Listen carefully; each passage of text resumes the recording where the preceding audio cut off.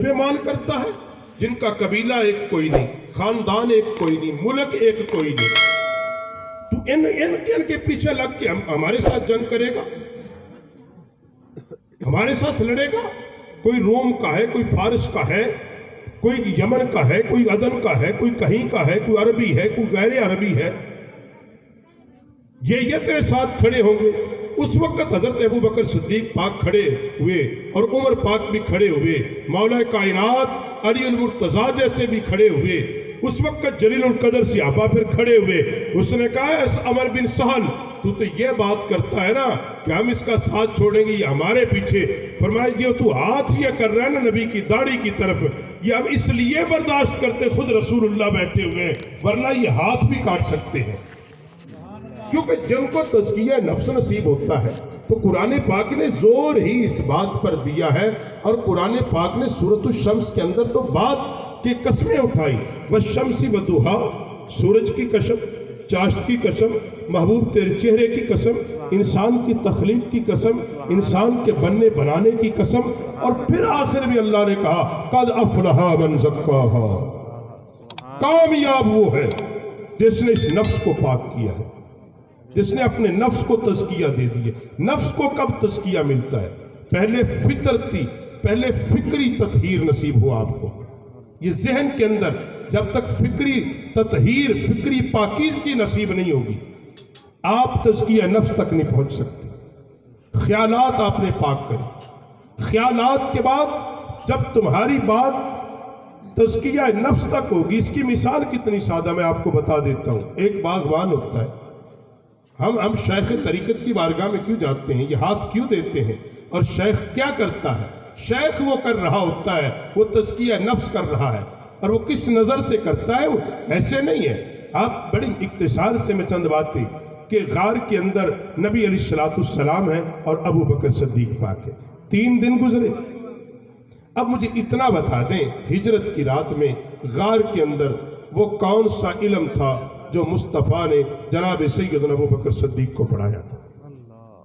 اور جب مدینہ پاک میں یہ قافلہ پہنچا، نبی علیہ السلام نے جو غار میں توجہ کی تھی، وہ توجہ اجتہادی اور جو توجہ فرمائی ابو بکر صدیق پاک پر، اس کا اثر یہ تھا کہ لوگ پہچاننے میں مغالطہ سمجھتے تھے۔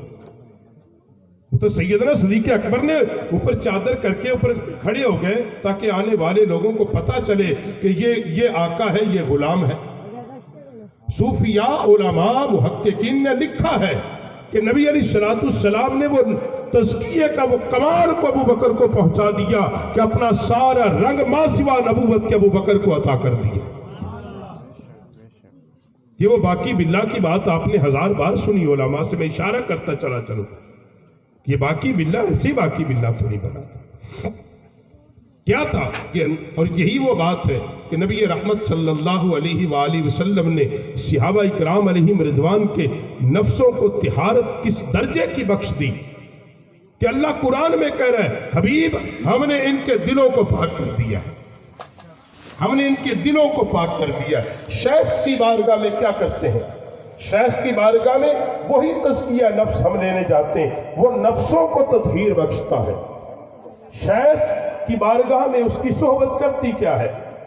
حضرت مولانا مثنوی رحمت اللہ علیہ آپ ایک حکایت بیان کرتے ہیں، آخر 2-3 منٹ ہے، آپ ایک بات لکھتے فرماتے ہیں، ایک بڑیے نے، آپ نے اپنے کتاب میں بڑیا یعنی یہ ہندو میں کہا جاتا زمانے، ایک بڑیے نے ایک طوطا رکھا ہوا تھا، اور اس بڑیے کی دکان تھی عطر کی دکان تھی۔ وہ طوطا بڑی خوبصورت بولی بولتا تھا، اور وہ اتنی خوبصورت بولی بولتا کہ دکان پہ جو گاہک آتا وہ اتنی میٹھی باتیں کرتا، وہ گاہک زیادہ سودا خرید کے لے جاتا۔ مولانا روم رحمت اللہ علیہ فرماتے ہیں کہ ایک دن وہ بڑیاں دکان کھلی چھوڑ کے طوطا بیٹھا تھا، وہ گھر کسی کام سے گیا۔ اب اسی اثنا میں جو بلی تھی وہ داخل ہوگی دکان میں۔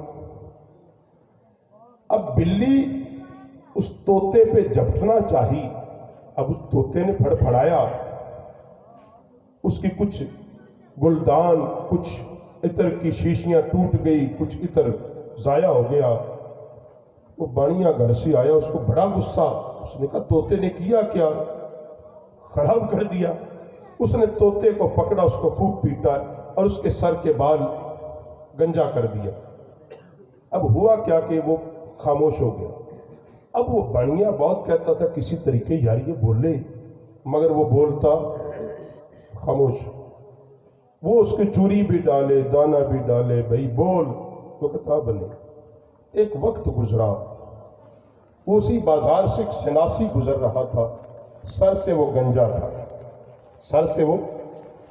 جب طوطے نے دیکھا نا، اس نے کہا لگتا ہے تو نے بھی کسی کا تر گرایا ہوگا۔ مولانا روم نے جو بات لکھی ہے وہ یہ لکھی ہے، فرمایا طوطے نے یہ نہیں دیکھا کہ وہ انسان، فرمایا انسان اشرف المخلوقات، وہ ایک جانور تھا، اس نے کوئی یہ پہچان نہیں تھی کہ انسان اور جانور میں ایک فرق ہوتا ہے۔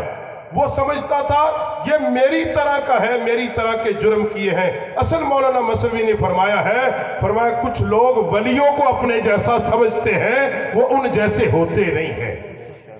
آپ نے وہاں سے اصل یہ بات نکالی، آپ نے اس حکایت کو بیان کر کے فرمایا وہ ہوتا نہیں ہے۔ فرمایا آپ نے اس کے آگے جو بات کی نا، آپ نے فرمایا باندر انسان کو دیکھ کے ویسے کام کرتا ہے، وہ اپنے تائیں سمجھتا ہے کہ میں انسان سے اعلیٰ ہوں، حالانکہ ہوتا وہ باندر ہی ہے۔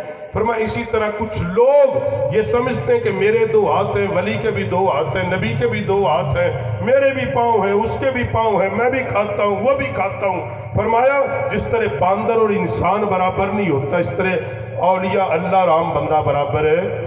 فرمایا جس طرح ایک اللہ کا ولی اور عام برابر نہیں ہو سکتا، فرمایا نبی اور امتی کیسے برابر ہو سکتے ہیں؟ تو خلاصہ کلام یہ ہے، وقت بڑا مختصر ہے بھائیو، بات یہ جب تک ہم اپنے نفسوں کو تطہیر نہیں بخشیں گے، ہم مرشد کی، جب تک ہم مرشد کی معرفت ہمیں نصیب نہیں ہوگی۔ کسی نے کیا خوب کہا تھا نا کہ ہاتھ میں ہاتھ دے دینے کا نام مرید نہیں ہے، مرید وہ ہے جو اپنے آپ کو بیچ دیتا ہے، اور مرید اپنے شیخ کے ہاتھ میں ہاتھ دیتا ہے۔ مرید کیسا ہونا چاہیے؟ فرمایا بے زر غلام کی طرح ہونا چاہیے، ایسا غلام جو مالک کی خدمت کرتا ہے، صلے کا طالب ہے، صلے کا طالب نہیں ہوتا وہ اپنی ہر مرضی اپنے شیخ کی مرضی میں ڈھالتا ہے، اور شیخ اس کے پھر نفس کو اس قدر پاک طہارت تطہیر دیتا ہے۔ اسی لیے نبی رحمت علیہ السلام کی اس حدیث پر عمل کیا جاتا ہے کہ میرے پیغمبر نے فرمایا یہ دنیا مومن کے لیے قید خانہ ہے، کافر کے لیے جنت ہے۔ شیخ کرتا ہی ہے اس کے دل کو تطہیر دے کر کہ اس کے دل سے دنیا کی محبت کھینچ دیتا ہے، اللہ اس کی رسول کی محبت کو ڈال دیتا ہے۔ اس لیے کامیاب وہ ہوا قد افلح من زکاہا، وہ مراد کو پہنچ گیا جس نے اپنے نفس کو تطہیر دی، اپنے نفس کا تزکیہ کیا۔ تزکیہ کب نصیب ہوگا؟